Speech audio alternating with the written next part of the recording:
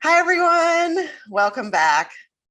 Today, I am talking with Dr. Puja Aggarwal. Puja is a board-certified neurologist and epileptologist. She is also a certified life coach and mother of two. She works with inpatients for neurology consults and also helps coach female healthcare professionals to overcome burnout. I am thrilled that she is here with me today, and I'm so excited to talk with her. Hi, Puja. Hi, I'm so excited to be on your podcast. Thanks for having me. Absolutely. Thank you so much for being here. So, as you know, our topic is joy. So, I'm just going to jump right in and I'm going to ask you, how do you define joy? Is it a thought, a feeling, an action, all three? So, joy is what I define as something that brings you pleasure or happiness, and that could be actions, thoughts, feelings. And from the coaching, I realized that what we think affects how we feel and what we do. So I think it's a combination of all three of those. Yeah, absolutely. Yeah, that's really true. It all starts with our thoughts. So what brings you joy? When do you feel the most joy? So I feel the most joy when I'm with my kids and my husband. So when we have family time together. And anytime we're doing anything, so I live in Orlando, so we're really big theme park, Disney and Universal sometimes, and SeaWorld here. So really going to Disney, like my kids love it. My husband likes it, and I like it too. That time going there, spending it, we all love to do it. We do it pretty often, a couple times a month. Oh, So really enjoy nice. that. Yeah. Yeah, I love how they create such a magical world there at the theme park. Yeah. Okay. So can you tell us a story about a time with your family, a fun time with your family, or maybe in your business or work? Yeah. So I mean, we live in Florida, so we take multiple beach vacations. So at the start of the pandemic, we were hesitant. We don't really want to travel anywhere, but we're like, okay, well, if we just go to like an Airbnb, don't interact with anybody, just stay, just go right outside of the beach, come back, keep our distance. So we went to St. Augustine Beach in March of last year when the pandemic, really hit hard. Schools were kind of closed. So, and it was really nice to really just kind of be together. And it's not something, I mean, we'd done family vacations before, but there wasn't kind of like this, since we're staying away from other people, it was really just the four of us. And we spent time on the beach. We enjoyed, basically the kids loved the sand and loved going in the ocean. And it was really one of the best vacations. It was, it was nice. It was simple. We were in Airbnb, made our own food and, got groceries, but it was really one of the best vacations, and not too far either from Orlando where we live. Yeah, that's nice. You guys live in a place where you can really enjoy the outdoors. Yeah, Florida is great for that. Yeah, good. Oh, that sounds wonderful. How about a time in your life that brought you so much pleasure that you wish you could repeat it? I would have to say the birth of my two kids. However, I have to say kids are a lot of work. I love them, but having those was a lot of pleasure at the same time, a lot of pain. But I mean, I've had two and I'm done. So, but I mean, in terms of repeating it, not really, but those two were probably the best times, like the most pleasure. Yeah. The gift that keeps on giving. Yeah. That's great. Oh, that's awesome. So how about a time when you were feeling down, and then something happened that lifted you up, whether it was a change of mindset, a thought, an event? Yeah, so I have to say at the start of the pandemic, it was a little difficult trying to manage. I mean, the kids were home. I was still working. My husband was still working. And then eventually it was kind of difficult to manage the virtual school, and you're required to be on virtual school and do all that. And, it was difficult to manage. And sometimes it does tend to fall on the female. I don't know that it's not necessarily my husband didn't take care of the kids or help, but I think it just sometimes happens. And so it was a little tough. And I was really going through, a tough time, taking care of everything, trying to manage it. And then I was kind of like came across coaching, and I was coached by a friend and really noticed that like changing my mindset about things and thinking, well, other people are going through this, and, thinking that, you're not alone. And that really did help, because then I started feeling like not as overwhelmed, and thinking that, or feeling, more like okay with it. Yeah. And just trying to do the best that I could.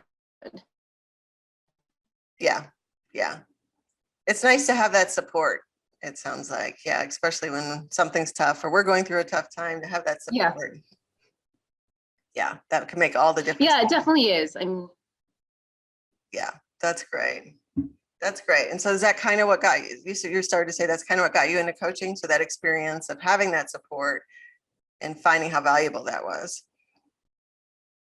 Yeah, so coaching is, I think it's not as well known. I think a lot of people associate with like therapy, but it's not. It's more like people who are high functioning and more future focused, versus like therapy is more like past or even like present. And so this is really, when you're going through coaching, it's basically realizing what you're thinking, your mindset, and how that affects how you feel and what you do. And so I got certified through the Certified Life Coach Institute. I'm currently in the life coach school getting certified. I'll be certified next month. But this whole like mindset of coaching has really changed my mindset and how I feel. I'm much more like positive about things. I'm more of like an optimistic outlook. Not that I was so negative before, but there's definitely a change. And especially going through all the hardships of COVID over last year, there's definitely a change. Yeah. That's good. That's really good. Yeah, and that's what made me decide to become a certified life coach. Is one thing we as female physicians have is a lot of burnout, especially last year. So I really wanted to help other female healthcare professionals, physicians. I've helped nurse practitioners, residents, things like that, to help overcome that burnout. Yeah. That's good. That's so needed. That's so awesome. Okay, well, how about a time when you erupted into spontaneous laughter, like you couldn't control it? It just came up and out of you. So my daughter recently said some joke. Honestly, I don't remember the exact joke per se, but really like it was cute coming from her. Yeah. And she's 7. And then all of a sudden I just like had to laugh. And then I was like really like happy with hearing the joke. And I mean, it was funny, but like it was cute to hear from my daughter. And then she's like, "Are you laughing at me?" I'm like, "No, I'm just, your joke was funny and it got me joy." So that was it. Oh, kids are great. Yeah. So what puts you into the flow state when you're feeling good and your things are easy and productive? I think that when I am managing my mind, my thoughts, is when I feel like I'm in the flow state. Because when I don't, then I'm just like, oh, I'm overwhelmed, I'm worried, and everybody experiences negative and positive emotions. So Right. I think that when I'm able to control that, Mhm. the way I'm thinking and my thoughts, then I feel like things are easier, more kind of like the flow state, and things kind of come set in place. And it's not as hard, it's not as difficult. Yeah. So how has feeling good helped you be more successful? Yeah, so I mean, I never in the past would have thought to launch my own business. I was like, oh, well, they're like doctors, we're not entrepreneurs, we can't do anything. And I decided, I love the coaching, I want to become a coach, became one, I launched a business. I mean, I'm just, really like a month out from starting it. So, and I also like started a podcast that I have of my own. It's just has a couple episodes called Zenful Brain. And that's not something I would have ever have done before. But I'm putting myself out there because, what's the worst that could happen? At least I tried. Right. And that's something new and I accomplished something. So because of, this change in mindset, I tried to I've become an entrepreneur, and I really enjoy it. I mean, it is like a little bit, business is something that's new, but hopefully eventually it'll take off. Right. Well, again, it's just infancy, but yeah, trying something different. Yeah. You got to start somewhere, and it is fun to try something different. Yeah. So do you have any daily practices or routines that you do to help you connect to your joy? Yeah. So one thing is, since I'm a coach, I do some self-coaching every morning. It's kind of like a thought download. I go through and think about what do I have to do today? What am I thinking about it? How am I feeling? And so I kind of manage those, take about 10 minutes, do that, try to manage my thoughts about it. If I need to kind of look at it from a different perspective. And then kind of that helps me throughout the day. And I do that multiple times a day. I do it in the morning, and then at least 3 to 4 times a day if there's something that comes up. I just kind of basically it's called like a thought model. So I go Mhm. through and look at that, and it really helps. Yeah, yeah. So it keeps you connected. It sounds like not just one practice in the morning or evening, it keeps you connected throughout the day. Correct. Yeah, yeah, that's great. That's great. So do you have any tips that you can give to help others find their joy? Yeah, I mean, what I would recommend is do what you like, what brings you joy and happiness. And I think, life is short. We, especially as physicians, tend to just kind of feel like robots sometimes. We go through and just go to the daily grind. And not just physicians, everybody does this, go to work, come back, take care of kids. And we kind of don't look at the small things or Yeah, enjoy those things. And so I think that we should do that more. And if you want to do something, do it. Because keep on saying, well, when this happens I'll do it, or when that happens I'll do it. I mean, there could be for like many years in the future that could, or it can never come. So do it now. If you really want to do something, now's the time. no better time than the present, right? Correct. Yeah. That's really good.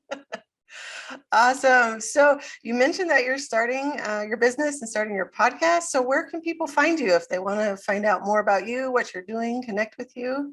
Yeah, great. So I actually have a podcast. It's called Zenful Brain, Zenful Brain on Buzzsprout. And then also I have a website. It's www.zenfulbrain.com. And they can email me, they can connect with me on there. And then I'm also on Instagram and Facebook. It's Zenful Brain Official is the at and the hashtag. Nice. Okay. Well, thank you so much for being here. I really appreciate this. I love talking with you. Yeah, I enjoyed it so much. Thank you. I really loved the name of your podcast. I mean, it's great. Thank you. Thank you. Well, again, thank you for being here, and I really appreciate you sharing all your good Thanks so much. insights and tips. Bye. Bye.